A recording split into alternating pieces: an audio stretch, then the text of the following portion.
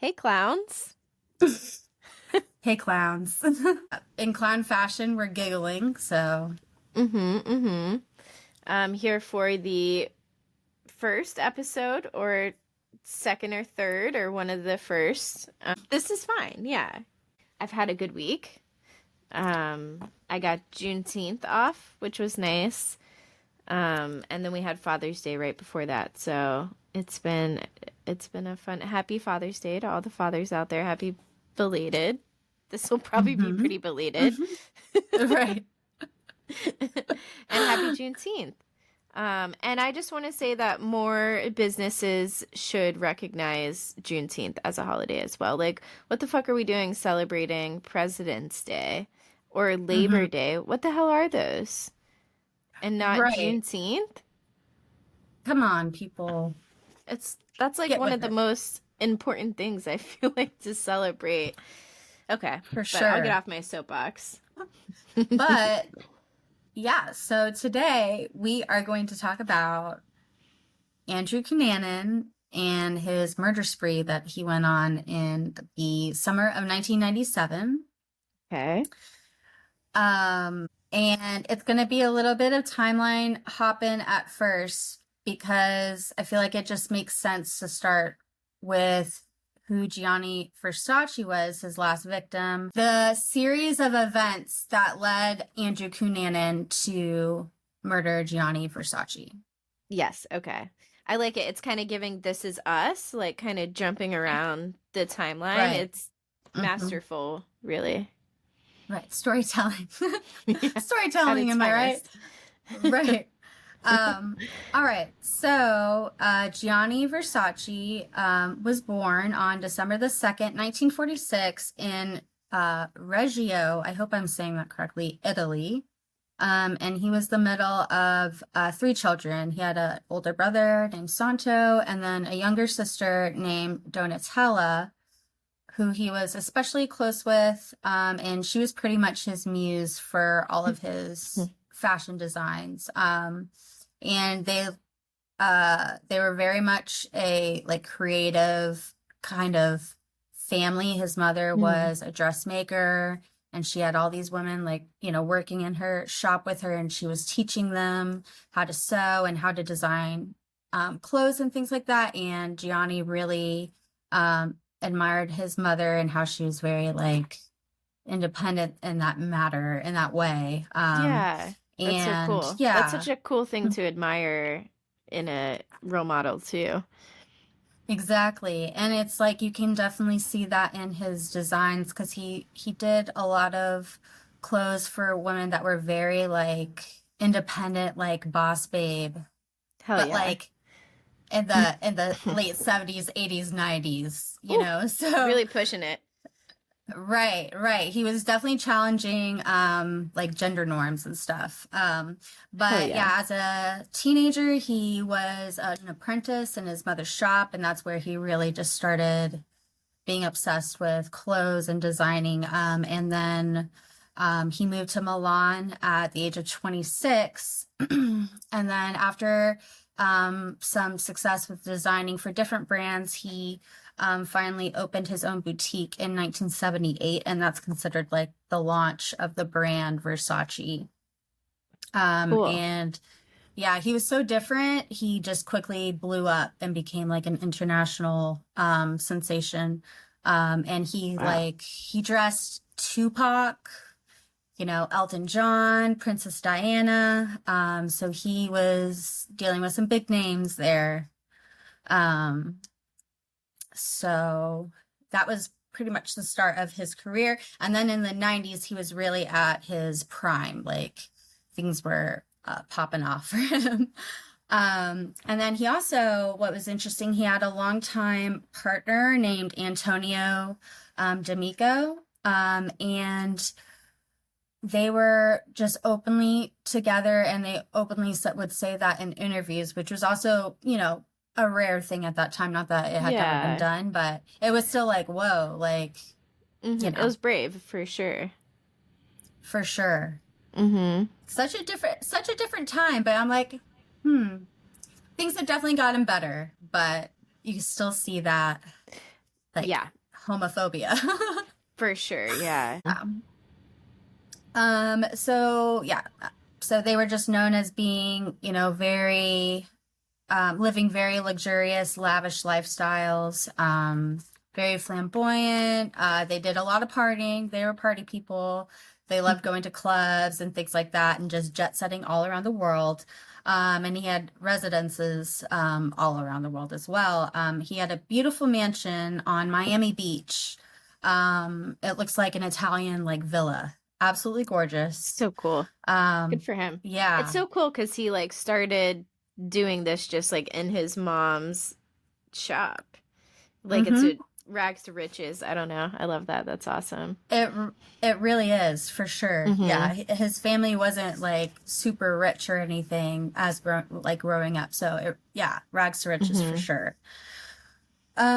So around 8:45 a.m. on July 15th, 1997, Gianni was returning home from a walk around the block. He would usually stop by the newsstand to grab some fashion magazines, grab a cup of coffee from the local cafe. And as he was getting back to his house and he was unlocking the front gate, a man named Andrew Cunanan snuck up behind him and shot him 2 times in the head at point blank range. Damn. Yeah. And so as, Gianni was just lying there dying on the steps, Antonio, his partner, heard the gunshots and rushed outside and saw him. And he saw a man in a baseball hat just calmly like walking away. But it's like in that moment, he's just trying to. Help his partner. Exactly. Yeah. Right. And yeah, and Gianni was still alive. One of the bullets shattered the base of his like spot, or like from where his brain connects to his spinal cord, and then one kind of went through his cheek by his nose. And he did unfortunately pass away in the hospital a few hours later. Mm. But Gosh. yeah, super sad. And this caused obviously like a media frenzy. And no one had no idea who did this. It was just, this person just seemed to vanish out of thin air. But this was actually. Mhm. I was just gonna say his poor partner too. Like I can't imagine just like it's just so fucked. Yep. Okay, so no For one knows who sure. this monster is. Yep, no one knows who he is. But this person, this monster, Andrew Cunanan, had already killed 4 other people. And he was already actually on the FBI's most wanted list at this point. And for some reason, they still couldn't find him. And there's just like a couple moments in the story where you're like, dang it, they were so close, and a couple things could have been avoided here, but. It's always so frustrating.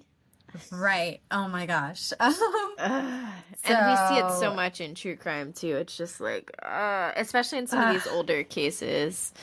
Mm-hmm. Anyways, Yep, and they didn't have the same resources or whatever. So, well, thank you for warning me. Now I'm fully prepped for the disappointment. Yes, you'll be a little frustrated. Or what does Camille say on Real Housewives? She's like, my friend told me to always expect the worst, so that way I'll never be disappointed. You had the perfect tone for that too. Like I feel like all of their like little intro things have that same tone that you just had. I love that. Yeah. Perfect. Yeah. That's great. That's such a compliment. Oh my gosh. Yeah. So that is just kind of the grand finale of his murders. But to understand how we got to this point, I'm just going to go into the background, and I am going to go into details on like his personality and who he was and his childhood, not to like excuse it or anything, but just to show like the context of his upbringing, because his parents made some like really strange parenting choices. Like, I'm not anyone to like mom or dad shame necessarily. Like, I don't want to do that, but these people were weird. Yeah. And there is still right and wrong too. That is true. Yes. Yeah. This is like, Mm-hmm. yeah, this isn't normal mom and dad shaming. Right. Yeah. It's okay. And I think it's important too to see like where they come from as children too. It's interesting like psychologically sometimes. And it doesn't even always matter, you know. Mhm. But there are times, you know, sometimes it's like, well, I can feel for the kid. It doesn't mean that you feel for the monster that this person Yeah. became, but I feel Right. like you can feel for the kid. Yeah, for sure. So, all right. So Andrew Cunanan was born on August the 3rd, 1969, and he was one of four children. He was the youngest. He was born near San Diego. It's called National City, California. And his father, Modesto, but he went by Pete Cunanan, was a Filipino immigrant who had served in the U.S. Navy. And then he transitioned in becoming a stockbroker. And his mother, Mary Ann, was an Italian immigrant. She moved to the United States at a very young age. And she was not just a stay-at-home mom, but she was a stay-at-home mom. And yeah, his childhood was this weird mix of like dysfunction and like privilege, but it was like fake privilege, and you'll see what I mean. Because his father, Pete, was like obsessed with status. Maybe it's because he came from kind of more of a not financially secure family in the Philippines. And so he was just obsessed with fame and like being seen as wealthy and like you have it all and you live this like luxurious lifestyle. Yeah. I don't like it. Right. You know, because in addition to like to get this lifestyle as a stockbroker, he started embezzling money out of people. Oh, no big deal. Right. And yeah, just really sad. I'll go more into that in a moment as well. Okay. So yeah, his dad was just this kind of egotistical dude. And then his mother, she was very religious and her kids say that she was mentally frail, mentally like fragile, fragile. Like she was kind of neurotic. Yeah. And also the fact that Pete abused her emotionally and physically probably did not help her mental health. Yeah. A Fucking true Pete. asshole. And then it just like continues to get weirder because Andrew was like the golden child, and I feel like his dad probably put him on the pedestal because Andrew was quite gifted in school. He had a pretty high IQ. And he was in all these special gifted programs. So he's like, oh, this is gonna be our ticket to money type of thing. Like he's gonna be smart, Yuck. you know, like a cash cow type of thing. Right. Right. To your So it's child. like, yeah. Yeah. And Man. he really put him on a pedestal, to the point where they moved into a bigger house. And keep in mind, there's 3 other children, and they move into a bigger home and to be closer to the private school that Andrew's about to go to, which is quite expensive. Whereas the kids are just kind of like going to normal like school, normal public school. That's a strange choice. Yeah. Right. So they move into this big house, and Pete decides that Andrew gets the master bedroom, and they all have to, yeah. No? He gets the master. That's just no, so that's weird. not how that works. Right.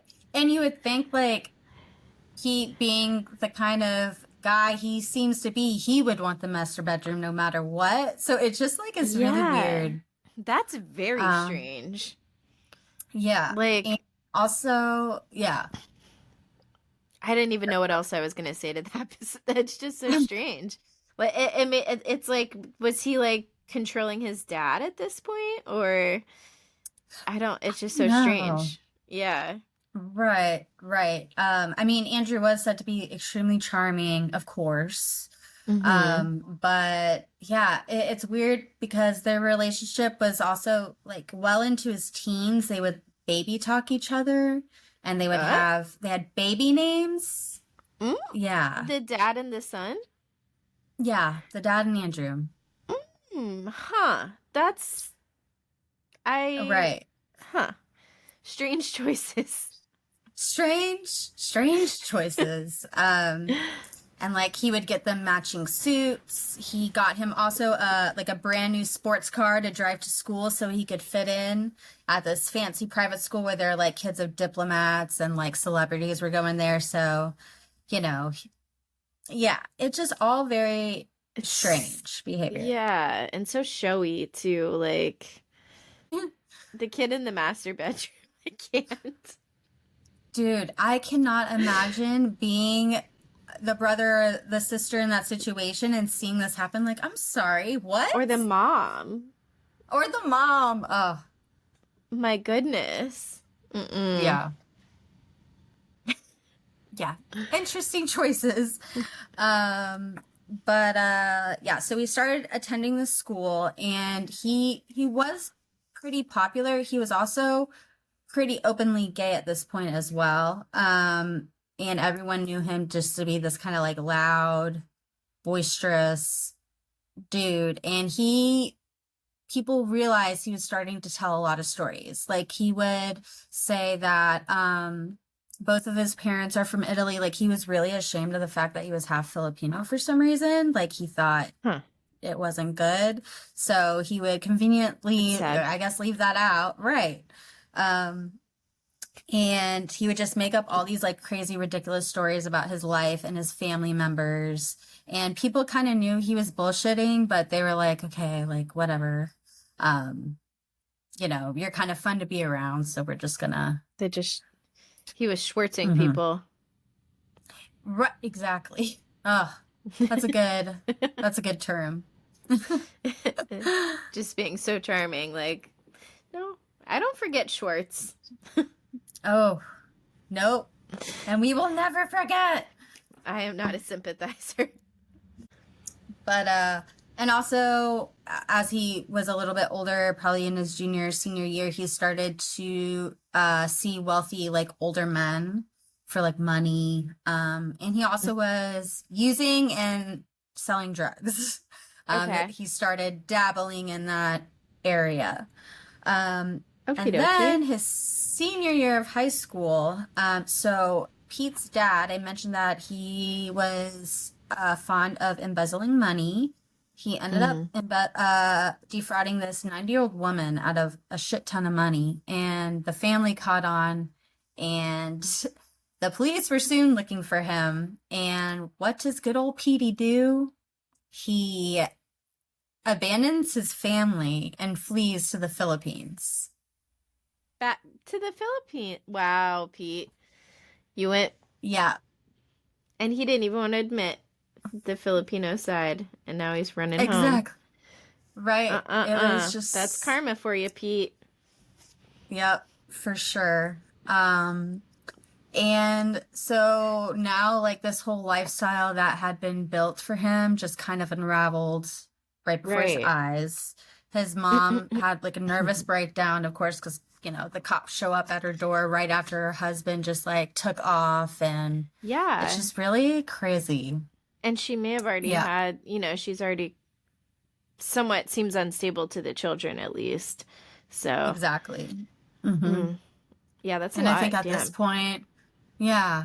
Um, and I think at this point, the three other kids were just out and doing their own thing. They were pretty much ready to get out of there as soon as possible, which I cannot Okay. blame them.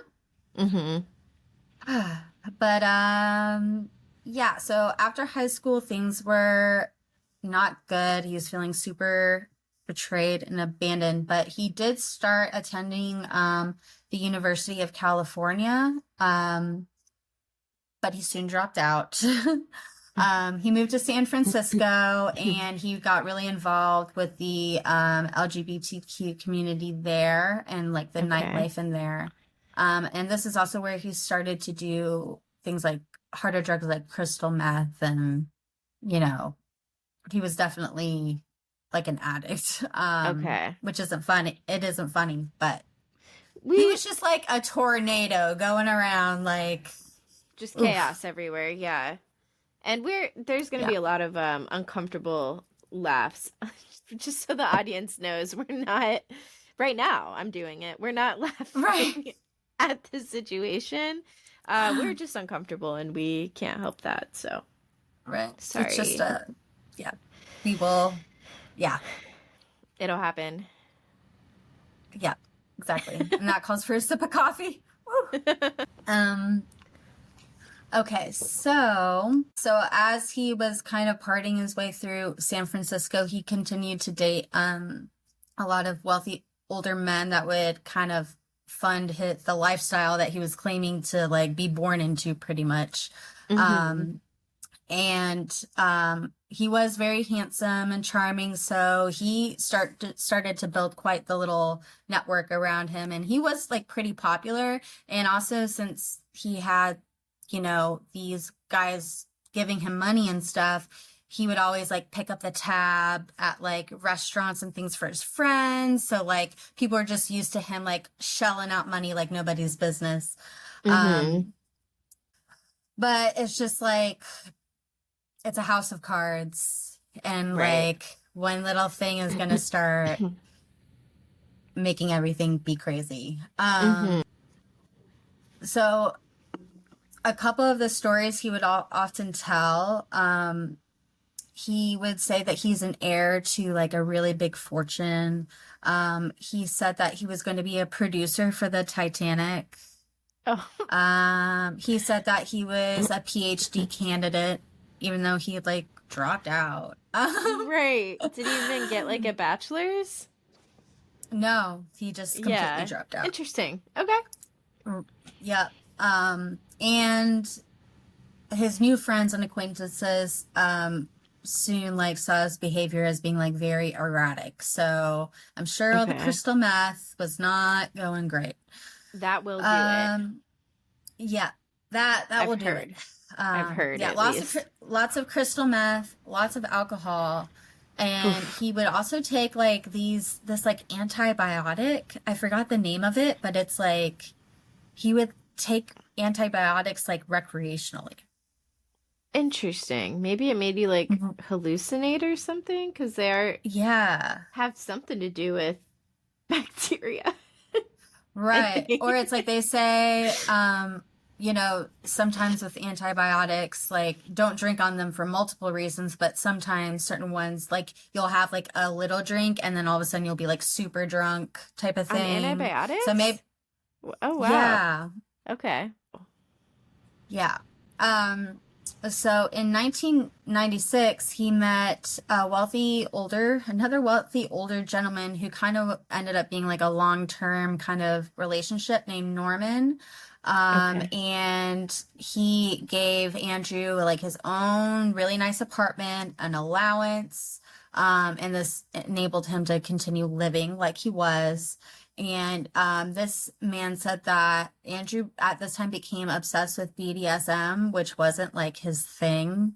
He would like try to do it, but he said that the sex with Andrew was really like weird and he did not like it. And it got to the point where like they were sleeping in the same room, but like in two separate twin size beds. And it was just like weird. I wonder why Norman like kept giving him an allowance and stuff. If there must have been more to the relationship that Norman was getting out of it, I guess. I think so. Like, yeah, I think like a couple of these people that we're about to meet, being how like kind of charming and you know, fun Andrew was, they just wanted to keep him around, or maybe they felt bad for him. Maybe they knew, okay, this guy isn't who he says he is, but I still like care about him, so I don't want to kick him out to the street. Right. Okay. Right. Interesting. Okay. So early 1997, he ended up ending their relationship because Andrew demanded to be in his will. He wanted a Ooh. BMW. He wanted his own private jet to use whenever he wanted, and or else he was leaving. So Norman was like, "No, I'm not putting you in my will. No." Right. And Bye. right. So that was that. And now Andrew was really, um, he was really fucked at this point because that was like his only money income. Um, so yeah, that is like early 1997. Mm-hmm. It's like you think about what was going on in that time, you know, it was Legos. before Legos and I'm Mud sure pies. I think it was the mud time of mud pies. pies. Yeah. Yeah. Polly Pockets. Ooh, Polly Pockets, Sky Dancers. You know those like Oh, like the spinner dancer ribbons? things. Yeah, or like the Oh, ribbon dancer, but the yeah. swirly ones. Yeah, Or no, like those are there's that great. video. There's a video of the girl sending one off and it accidentally goes into the fireplace Oh, as it's like, no. have you seen that video? It's like a Vine. Okay, Yeah, no. That's it's an old hilarious, Vine. though. It is because everyone's like, they're like, oh, look at it. And then all of a sudden everyone starts screaming as it's like right into the flames. Like you feel so bad, but it's funny, you Right. know? Oh, gosh. Yeah, I forgot about those things. But what a time. What a time. What a time. Yeah. Yeah. So we were 7, and then Andrew Cunanan was shit out of luck. Right. Yep. Yep. He was up shit creek without a paddle. She's from the South. She can do that. Right? Yes. Thank you. Thank you for the backup there. And so around a few years prior to this, there's two other gentlemen, though, in his life, two other pretty much close friends. One is named Jeffrey Trail, who Andrew met in the mid-90s. And Jeffrey was born on February 25th, 1969. And he was a U.S. Navy officer. And he was just described as being like very well liked by his peers, very loyal, very reliable. Like he was just a stand-up good guy. Yes. Yeah. Okay. And he was also gay, which at the time was challenging, especially in the military because it was in the don't ask, don't tell era. So yeah, that whole part of himself was really hard to navigate. And he also wasn't out to his family. So he's very much like in the closet and still kind of coming to terms with his sexuality. Right. Okay. So Andrew and Jeffrey ended up meeting up through just the gay kind of social scene. And you can kind of like imagine that Jeffrey saw Andrew, someone who's just out in the open, proud of who he is, even though who he is fake. Right. But he was very like fun and flamboyant and was like, I don't care what anyone thinks. And, he really admired that. And they ended up being very close. And there are times where like Andrew, like even called Jeffrey like his brother to him. Like it wasn't a romantic, it was a platonic thing, but they got very, very close. Yeah. Okay. Yeah. And also just like a lot of other people, Jeffrey started to realize that Andrew likes to make up lies about his life and who he is, but he kind of also would just sweep it under the rug. And one of the like super odd things that Andrew would do is like for his birthday party, Andrew, like to the side, gave Jeffrey this pair of really nice shoes. I don't know the brand, but they're very expensive. And he's like, I got this for you to give to me like during the party so everyone thinks that you're a good friend or something like that. And you did this. And he's like, what? Yeah, no. Yeah. That's so awkward. Right. It's like, and that just shows you how like delusional, like he just doesn't have the wherewithal to like, he just doesn't care. Yeah. Yeah. It's just Like, so it's he must get that too from his dad, or like what he saw from his dad growing up, but like just being so like showy too right. is, I don't, is it like a fake it till you make it thing? Like what is the plan? What is the plan Yes. behind What is that, the you know? plan? Oh man. Yeah. Right, right. And I guess like also if you think about it, like everyone has been enabling him in this like True. these delusions of grandeur like in his head because his dad was saying and his mom actually his mom Oh, would do true, it to him yeah. too. Um she would really say like you're better than everyone else, you know, you're better than even your siblings, she said that she would tell him and Ugh. all this. And actually the first known instance of Andrew being violent was with her. Oh. And he like they got into an argument. I forgot what about what exactly, but he pushed her and she like hurt her shoulder or something. Oh my gosh. Um, yeah, and she just told like the hospital that she like fell or something. But Yeah. and then Andrew meets someone named David Madsen, who was born in 1962, so a few years older. But he met him in December 1995. And David was in town for business. He was just a successful, not just, but he was a successful architect. He was just an architect. That's all. Right, you know, no big deal. And a Yeah. successful one, you know. Little thing. But he lived in, right, you know, yeah. He was living in Minneapolis, but he would travel a lot for business and for pleasure. He was also gay, and he had a very like close-knit circle of friends to begin with. He was very close with his family. And he had grown up in like an all-American kind of home, and he Okay. realized he was gay in high school. And his dad said that he remembers David coming to him and like being really nervous and then coming out to him. And David was thinking like his parents would disown him and all this stuff. But his dad, you know, was like, oh, well, we're all sinners. It's okay. Like, Oh.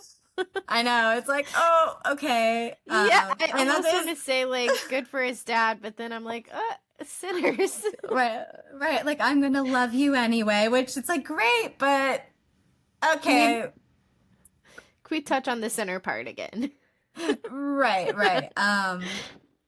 No, for the time though, Yeah. honestly, that was probably like a really good reaction to get. Oh, for sure, for sure. And like, you know, they didn't treat him any differently after that. No. But yeah, so he met Andrew, and their relationship was romantic.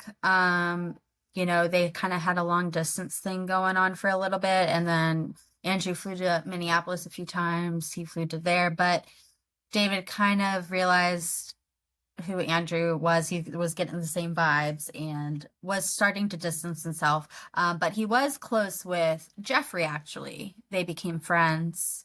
Okay. And there isn't really any evidence saying that they were romantic, but together, but they definitely became close. And Andrew was said to be very kind of jealous of their friendship because they met through him. And Right. now, you know, And he seems like and he would probably just be a jealous person too. yes, Like yes. And just like the Andrew, possessive tendencies he seems to have. for sure. And especially at this case because he became like obsessed with David. Like Okay. he yeah, he was in love with this guy, whereas David was kind of like, like you were just kind of, you know, kind of a hookup, but like I want to be friends and everything, but I'm moving on. But that's that. Yeah. Yeah. Uh Jeffrey actually decided to move to Minneapolis in November 1996. So this is right before that older gentleman named Norman dumped Andrew. So here Jeff goes moving to Minneapolis. So one of his best friends leaves to go move to the same city that his like the love of his life, he Right. says, is in. I'm sure he's And handling that then well. Right. Can you imagine? And then as he's spiraling with that, becoming more erratic, demanding things from Norman, Norman dumps his ass and puts him on the street.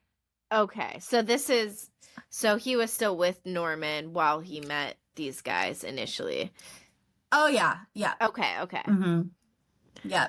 And it's like Norman kind of knew that what Andrew was doing, like hooking up with other people, whereas Hmm. like David did not know about Norman type of thing. Oh, gotcha. Um, Okay. yeah. So this time, like Andrew is really spiraling. He ends up getting a job at a drugstore.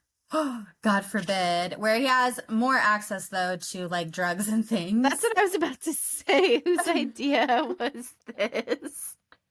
Watch out for the antibiotics. Right, exactly. Keep those Lock on those lock. up. So yeah, his money is running out. His closest friends distance themselves.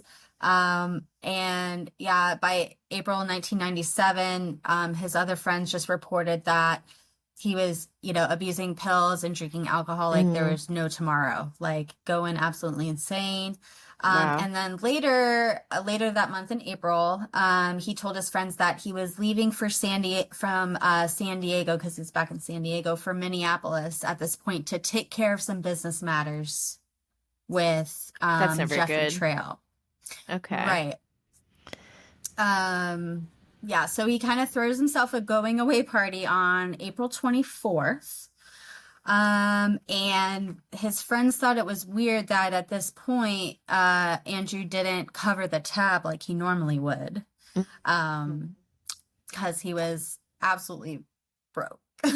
Yeah. And he actually reached the limit on his credit card buying the plane ticket from San Diego to Oh, wow. Minneapolis. Okay, so he's broke going into Yeah. arriving. Yep. And he did a one-way ticket, which, of course, when Jeffrey and David found out, he's coming, they assumed that he would be leaving again, like after the weekend. Right. As one usually does. Right. So I guess Jeffrey and David kind of got together to figure out what to do with Andrew because they knew he was coming. And Jeffrey was especially upset with Andrew because, and remember, Jeffrey is not out to his family. Okay. Andrew sent his family a postcard, like pretty much shining it like, oh, from your lover. And like come pretty much like on. trying to out, like maybe in retaliation for moving away, Y- you know. Whatever. Yeah, that's so terrible. God, poor Right. Jeff. I know. It's such a So he personal was thing.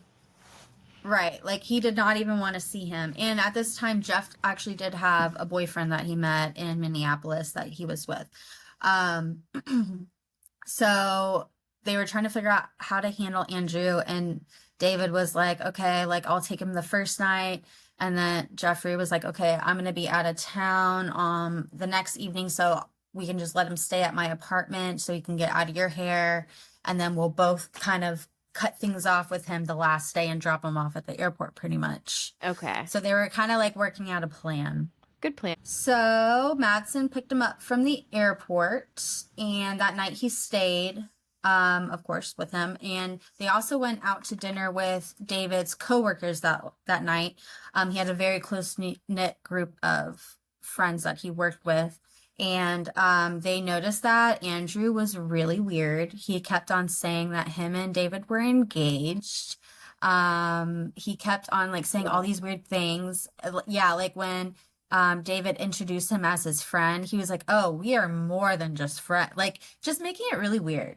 That's deranged too, like saying that you're engaged to someone who you're here on like a casual trip to see, or at least that's what he thinks.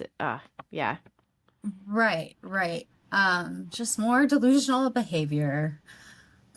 And then so on April 26th, Andrew went over to stay at Jeffrey's apartment while he was gone. Then the following afternoon, Jeffrey had told his boyfriend that he's going to meet up with him later on that evening because he needed to have a pretty important conversation with Andrew. Because he realized not only did he send the postcard, but once he got back home and Andrew wasn't in his apartment, he realized that his gun was missing. Andrew took his gun. So he's like, what the fuck? Right. So that was just kind of like the final straw. That's the 27th. So Jeffrey left his apartment to see Andrew at David's apartment shortly after 9 p.m. And he was let into the apartment at around 9:45 p.m. to retrieve the gun and to talk to him. And then after this, no one knows for sure what happened. It is believed that an argument broke out between Andrew and Jeffrey, and that it quickly escalated, and Andrew attacked Jeffrey with a claw hammer, striking him multiple times on the head. Yeah, he suffered numerous blows to the head, and no one is sure if David was present at the time of Jeffrey's murder or if he just returned to find Jeffrey and Jeffrey's body rolled up in a rug behind the couch, with blood everywhere. God. Oh my God. With the claw hammer, either too, way, he had a gun. Like, he could have used a gun. Right. That says something, using a claw hammer, I feel like. Yeah. It's definitely like a crime of rage and like it's personal. Yeah. Yeah. But either way, David knew that Jeffrey unfortunately was murdered by Andrew, and I'm sure he had no idea what to do because now he was trapped with this guy who had a gun, right, who had already been acting deranged. And so now he just killed y'all's friend. Yeah, I just can't imagine like that feeling of being trapped and not able to move or leave when you want to. I know. That's, oh my God. And especially as like potentially your last moments too. So Jeffrey's boyfriend had started to become worried once he did not hear from him. He did try contacting the authorities. However, they kind of gave the whole spiel, someone has to be missing for a certain amount of time, and since you aren't a family member, they didn't really take him seriously, even though that was his actual boyfriend. So that is kind of unfortunate that they could have had a head start on all this. Jeffrey's boyfriend knew that he was going over to David's and that Andrew had been acting really weird and he had stolen a gun. So it is just unfortunate that the police didn't take his concern seriously. I know. Awful. God, that is terrible. Yeah. And also what's really sad is Jeff's sister had gone into labor as well. And this was like the family's first grandkid. And Jeff was so close with his sister. And so the parents are leaving voicemails on his machine saying, oh, she's in labor, get to the hospital quick. And he like just never shows up. Oh my God. So traumatic for her too, that like her brother passed away on her child's birthday. Like, it's so hard to even celebrate that moving forward, God, or it's gotta be, that's terrible. Dude, for sure. So sad. When he never arrived, his parents then contacted the authorities, and then they were like, oh, okay. We'll start maybe paying attention to this. But I mean, no one really knew what was going on. Like, I don't think Jeff's boyfriend really knew who David was either. He obviously knew this guy named Andrew, but the cops weren't listening to him. So whatever. But yeah, so over the next few days, Andrew just held David against his will. And they had been seen by some neighbors David had a dog, so they would go out and walk the dog. And I'm assuming that he was just like holding him at gunpoint. And that must be so frustrating to be in public So but close to not able to freedom. run. Ugh. But eventually, when David started not showing up from work, his coworkers got upset, or, they knew something was wrong. And they show up to David's apartment. They hear the dog barking, but no one inside, or no one's answering the door. They thought they heard some voices maybe, but no one, just nothing. So they try to find the superintendent. And somewhere in this time, David and Andrew leave in David's Jeep. Damn. And, yeah. That's and so Jeff frustrating. is still there behind the couch. Right. So, Man. yeah, they end up getting into the apartment through the superintendent and seeing all the blood, and they call the cops. And initially they think that it's actually David who's rolled up in the carpet, and that 'Cause it's Jeff his is the one apartment. Exactly. Yep. And that Jeff, because all of Jeff's vehicle is gone, everything. But then they notice that because David has blonde hair, Jeff had black hair, and it's black hair that they saw in the carpet. So now they're like, what is going on? Right. That's not funny. Well, so he was killed on April the 27th. On May the 3rd of 1997, David's body was found on the shore of East Rush Lake, which is a few hours north of Minneapolis. Yeah.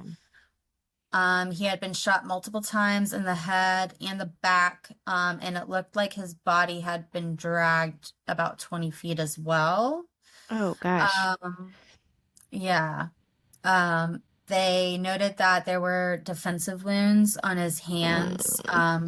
Yeah, because since he was shot multiple times in the head, and on his back, like he was probably putting up his hands to maybe shield himself from the shot, which is just so sad. I know. God. Yeah. And then Andrew just fled the scene in David's Jeep, beginning his cross-country killing spree. In David's Jeep. Yeah. So, after fleeing Minneapolis, he drives to Chicago, where he next targets a man named Lee Miglin. And the exact nature of their connection is not clear. There is some speculation that they did know each other because they ran in similar social circles, but there is really no hard evidence that they ever knew each other. Okay. But Lee Miglin, he was an older gentleman. He was born on July the 12th in 1924 in Illinois. And just some background on him, in the 1990s, he was a really respected real estate developer. And yeah, he was also married to someone named Marilyn Miglin, who did a lot of, she had her own like cosmetics and jewelry lines, and she did like the Home Shopping Network and QVC. So they were both very successful, and they were kind of like a power couple. And they also just seemed to be just legitimately like good people. They were big into philanthropy. They gave back a lot to the community. So it's like, dang it. Just great people. Right. Why does he just suck the life out of all the good people? But, so on May the 4th is when Andrew arrives in Chicago, and he finds his way inside Lee Miglin's home. A few neighbors do report seeing the two talking outside the townhome, or they reported seeing, Lee talking to a man in a baseball hat outside, a young man. Which is probably him. Right. Yeah. Okay. Yeah, so what happens next is definitely horrifying. Damn. Marilyn happens to be away on business for the weekend or a few days. And on May the 4th is when Andrew does murder Lee Miglin. He was found in his garage, and he is bound and tortured. Wow. And they say like the way his face was wrapped like in duct tape, and there's just like 2 holes that were poked through the nostrils. Oh my God. That is horrific. Yeah. So he had been repeatedly stabbed and his throat was slashed with a garden saw. Yeah, it's just so strange how every murder is so different. Like it was claw hammer, then gun, then it's almost like he's like exploring. Like I don't think the other ones really had as much torture involved either. Right. Yeah. It seemed to be very like in the moment kind of things. Like who knows, was he ever gonna let David go? Or did David try and run away? Or yeah. But yeah, his body was discovered kind of partially under one of the vehicles in the garage. And he had also, several items were used with like more gardening tools. And it's like a tube of hydrocortisone cream was found under his body. He had dressed him in Calvin Klein bikini underwear. Yeah, and just one shoe on. Yeah, and his ankles were bound by an orange extension cord. Okay. And his chest was weighed down by 2 bags of cement. Oh my God. So yeah, he really tortured this poor old man. Yeah. Jesus. Yeah. And then it gets even more actually deranged because after brutally murdering him, Andrew just decided to hang out in the home. He made himself a ham sandwich. He shaved in the bathroom. He slept in Lee and Marilyn's bed. He like took a nap in their bed. Oh my God. Like, what a monster. That's yeah. Like it's like a whole extra level of confidence too. Like, did he maybe know that she wasn't coming home? Or because usually you would be trying to flee, I feel like. Right. And he has a wife, I'm sure, by at least the pictures on the walls. Photos, right. But, if he was, in fact, talking with him outside, maybe this is where people say, okay, maybe they did somehow know each other. But, but yeah, he hung out there for a little bit. And he ended up taking a few rare coins, about $10,000 in cash he had found, and he took some of his clothes and shoes as well. Okay. Yeah. And he also took their 1994 green Lexus. Okay. Green Lexus? It was a green Lexus. Yep. Man, I feel like a green car's really got to stand out. So now they have to get him. Exactly. And they have, yeah. And also, this is when the big block cell phones were starting to be put in cars, which was surely like a novel thing at the time. Yeah. But Andrew wasn't, Andrew didn't even think about that. And at this time, the cops know that they know it's Andrew at this point, and he is now on the FBI's most wanted list. Okay. So they found David's Jeep outside of Lee's home, and that's how they've connected it. I was about to ask. Okay. Forget that detail. Okay. So they have to get him. Right. Pictures everywhere. His face is out there. We know he's in a noticeable, expensive car that we have the tags to, the colors, the make, the model. Okay. So we're getting him. I'm ready. Right. They're about to nab him, right? Nah. Oh God. Sorry, that's bad. The That's bad. delivery on that, and I love it. Oh my gosh. Perfect. Well, so he starts driving. So little did he know the cellular phone has inadvertently become a tracking device, and so the law enforcement is able to pin his location. So the car is And tracked too. yes, Okay. yes. Um. Oh, dear. Okay. Oh dear friends.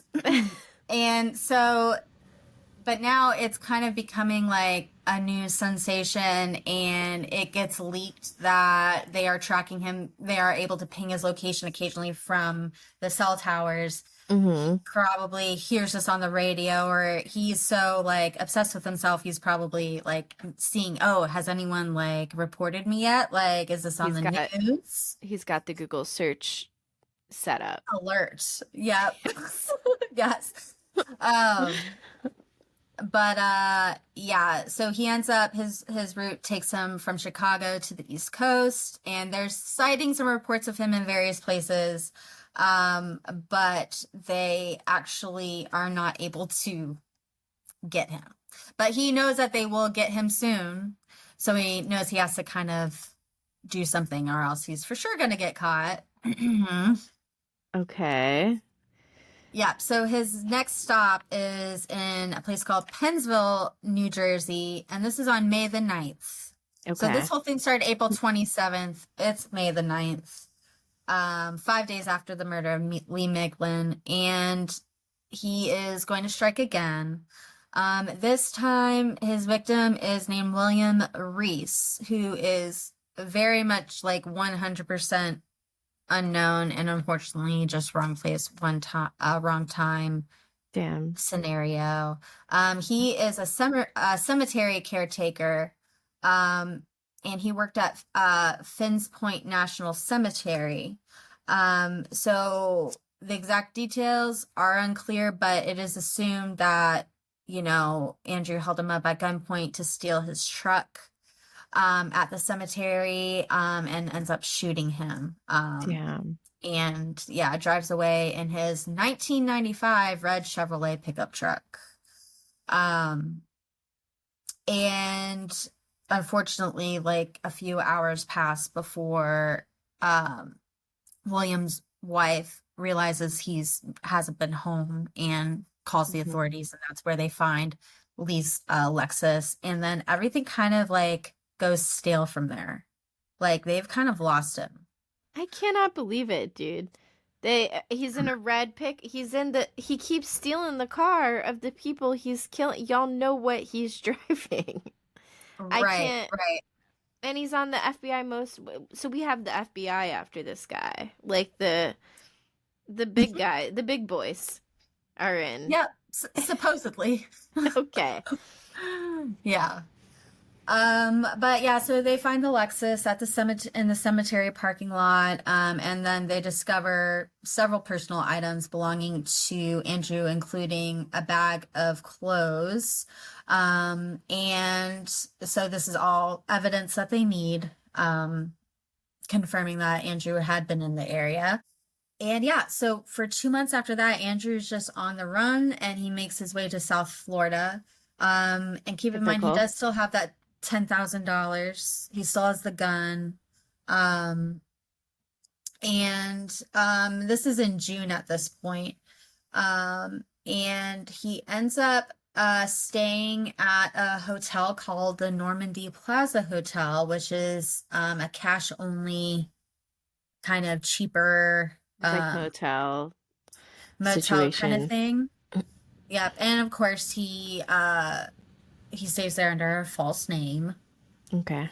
But he just kind of spent his days just trying to blend in with the tourists somehow, going to like gay clubs, partying, getting fucked up, just kind of like, oh, maybe this will all go away.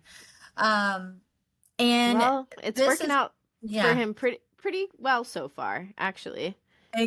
Yep, exactly. Unfortunately.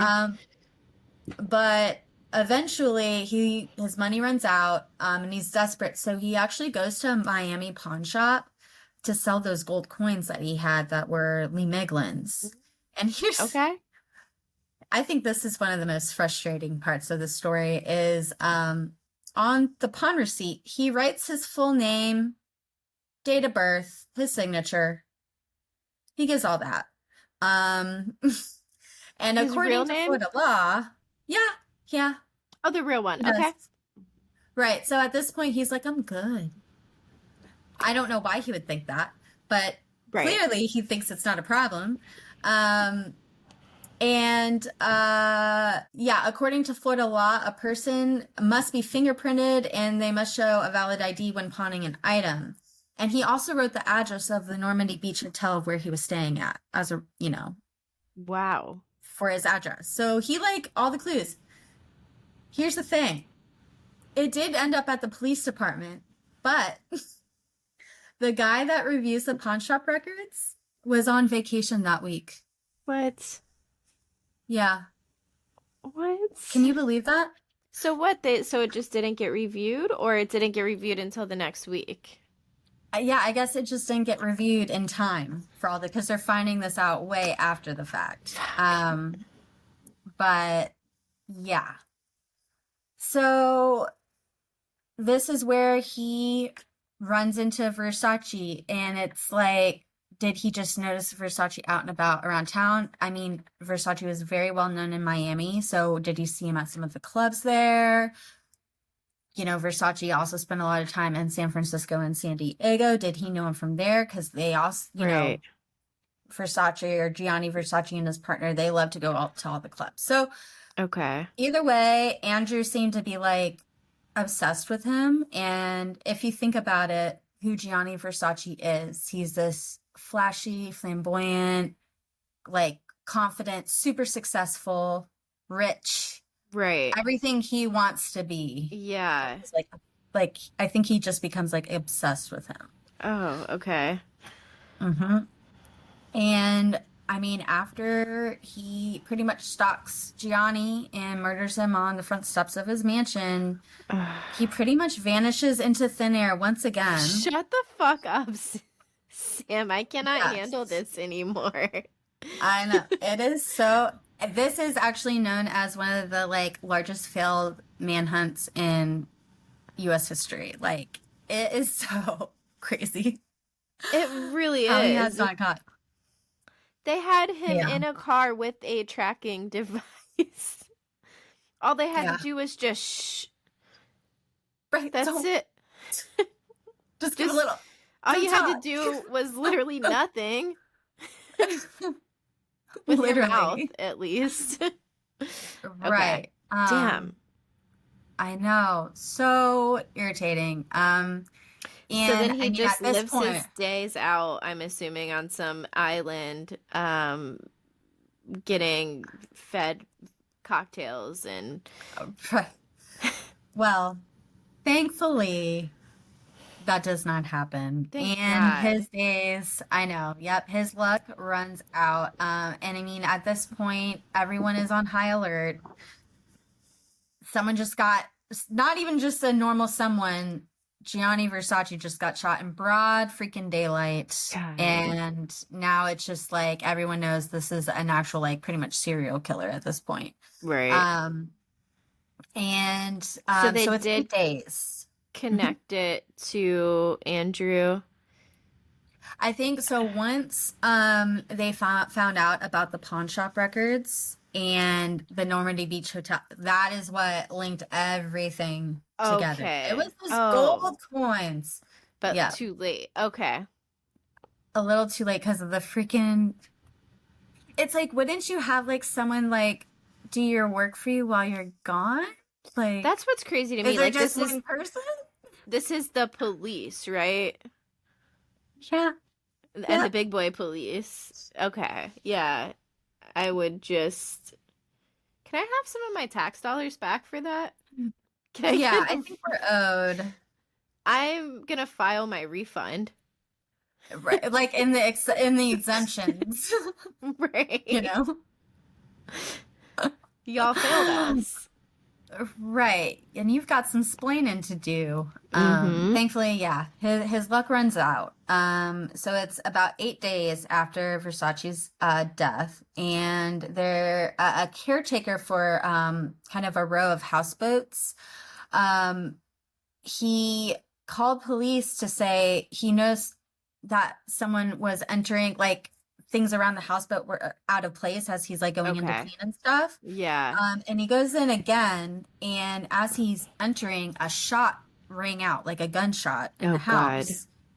And someone shouts at him, so he runs, and he's like, "This is weird," and he tells the authorities, and people are like, "Okay," the authorities are like, "This could be the guy." Yeah. So as they surrounded the houseboat, Andrew realized that the jig is up, and rather than face the capture, he decides to shoot himself with the same gun he has used to kill Versace and Damn. David, and takes his own life. And he is surrounded by newspaper clippings and magazines of Versace's death. Like, he was Ew. obsessed. Yeah. So that is his end. And unfortunately, he never gets to answer for his crimes. That is so frustrating. Yeah. Damn. Yeah. But It's sad. at least he's not here anymore. Yeah. I kind of wanted him to rot in jail. Right. And give the family just some more answers, you know, like, Right. Yeah. not that it would ever erase or heal anything that happened, but just a little bit of, The I least don't he know. could fucking do at this point is hang around. Yep. Damn. So that is the story. That was a doozy. Yep. I feel like Yeah. they're all going to be doozies, but That one was just really, yeah, it's really rough. And I first heard about the story as a kid. I remember my mom talking about this. I just remember her talking about Versace being murdered in Oh, his mansion wow. or something. yeah. And then I didn't really think about it or know that he had already killed all these other people. And then actually on Hulu, there's a really good series on this whole thing called American Crime Story. And it is so good. It is really Okay. good. I highly recommend watching it. I do want to watch that, yeah. Wow. Yeah. It's crazy too that it like ties into the Versace. All of them are so random.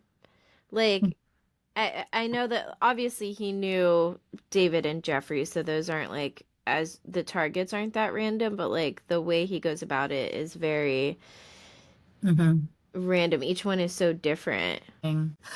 I just realized the $1 thing was different. I'm remembering now that I believe it was a dude. It was like some producer, some person maybe in the industry, and they were taking a picture, and he literally like grabbed her ass or something. Oh, that.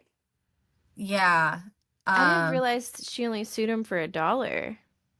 Yeah, I think it was just like the principle. It's the Yeah. principle of the situation. So Okay. Yeah, fuck that guy. yeah, fuck that guy. Also, I feel like we have to talk about the fact that she did, oh, what was the song before Come Back Be Here? It was we have it in our chat. Oh, Black Dog. So she did Yes. Black Dog, Come Back Be Here, Maroon mashup, and then before that, what was happening with the bridges? Because I Oh came my in gosh. like right at the end of that, and it was like I think it had the bridge thing had just ended, but everyone was like freaking out in the live Right. chats. I actually did really good on Swiftball today. Oh, nice. I still haven't played. I really want to. Yeah, I keep forgetting to should. do You it when should. it's open. I always think about it when it's closed. Yeah, I'll send you the link. Okay, so she did Death by a Thousand Cuts and Hits Different, but there was another song in there. Yeah, because she got like weird with the bridges at one point. Right. and I just didn't get to see it, but I saw like everyone's reactions to freaking out about it. Interesting. Okay. Maybe we'll get some more like clips of it in the next day or so. Yep. And then the surprise song 2 was Come Back Be Here, Maureen the Black Dog. Okay, yeah.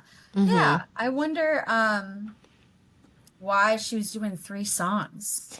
Right, and it's interesting that it's Black Dog, Come Back Be Here, and Maroon, like right after Maddie Healy got engaged, I feel like, too. Am I the only one who's on that train of thought? Yeah. And then with the whole I'm picking Kelsey it up. family there, too. So, I know. Oh my what? God.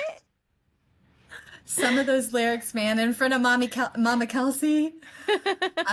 Yeah, I think we're saying, like, touch me while your boys play Grand Theft Auto. Oh, yeah.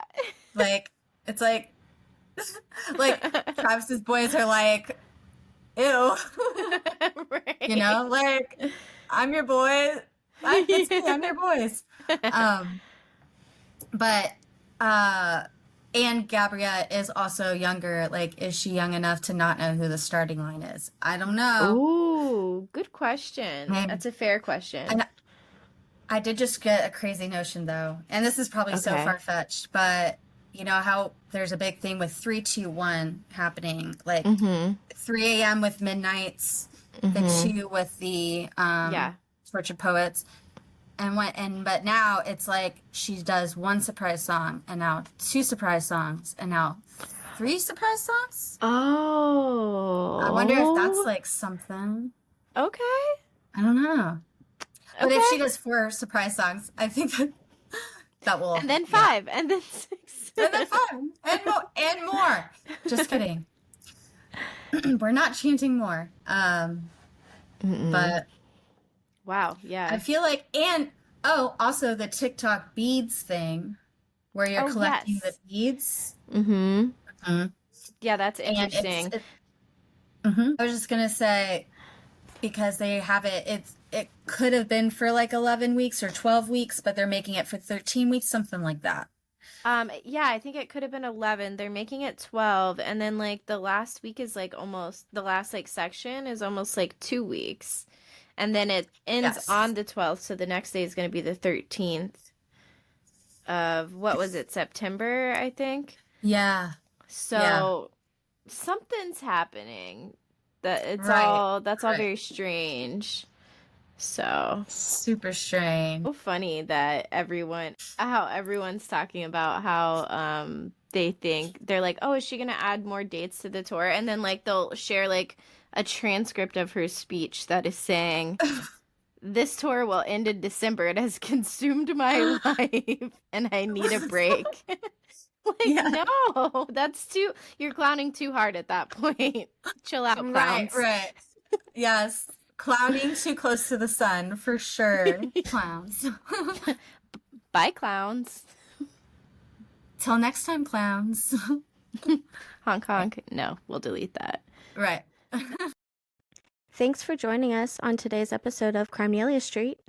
You can follow us on Instagram at Crimelia Street or on TikTok at crimelia.st.